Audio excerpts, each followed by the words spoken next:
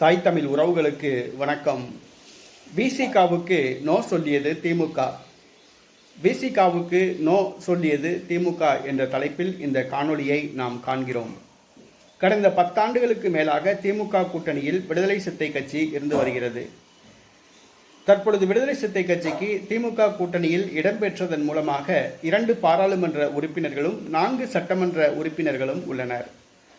ஆனால் விசிகாவுக்கும் திமுகவுக்கும் சுமூகமான உறவு இல்லை என்று கூறப்படுகிறது. திமுக அரசுக்கு அழுத்தம் கொடுப்பதற்காக, திமுக அரசுக்கு டார்ச்சர் கொடுக்க வேண்டும் என்பதற்காக விடுதலை சிறுத்தை கட்சி தலைவர் தொல் திருமாவளவன் அக்டோபர் 2ஆம் தேதி நேற்றைய தினம் அந்த கட்சியின் மகளிரணி சார்பில் மது ஒழிப்பு மாநாட்டை நடத்தினார். தமிழகம் முழுவதும் விசிக பெண் தொண்டர்கள் பலர் கலந்து கொண்டனர். திமுக முக்கிய தலைவர்களும் அந்த பொதுக்கூட்டத்தில் கலந்து கொண்டனர். மதுவிலக்கை அமுல்படுத்த வேண்டும் என்று தீர்மானம் நிறைவேற்றினார். ஆனால் நேற்று மாலை திமுக இதற்கு பதிலடி கொடுத்துள்ளது. திமுக சட்ட அமைச்சர் ரகுபதி தமிழ்நாட்டில் மதுவிலக்கு அமுல்படுத்த முடியாது என்று தெள்ள தெளிவாக விடுதலை சிறுத்தை கட்சிகளுக்கு பதிலளித்து விட்டார்.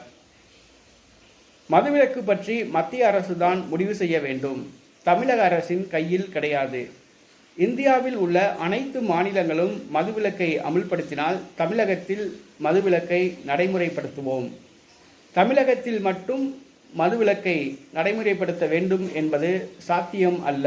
ஆகவே தமிழகத்தில் மதுவிலக்கு நடைமுறைப்படுத்தப்பட மாட்டாது என்று விடுதலை சிறுத்தை கட்சிக்கு திமுக சட்ட அமைச்சர் ரகுபதி பதிலளித்து விட்டார்.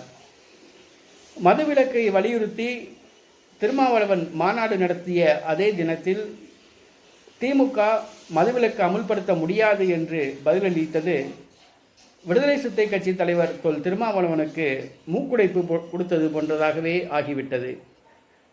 இதனால் விசிக தொண்டர்கள் மனம் நொந்து போய் உள்ளார்கள்.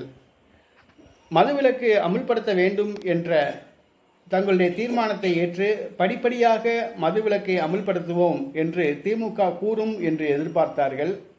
ஆனால் திமுக மதுவிலக்கை அமுல்படுத்த வாய்ப்பில்லை, மதுவிலக்கு நடைமுறைப்படுத்தப்பட மாட்டாது என்று கூறியது விசிகாவுக்கு தலைமையில் விழுந்த இடியாக உள்ளது.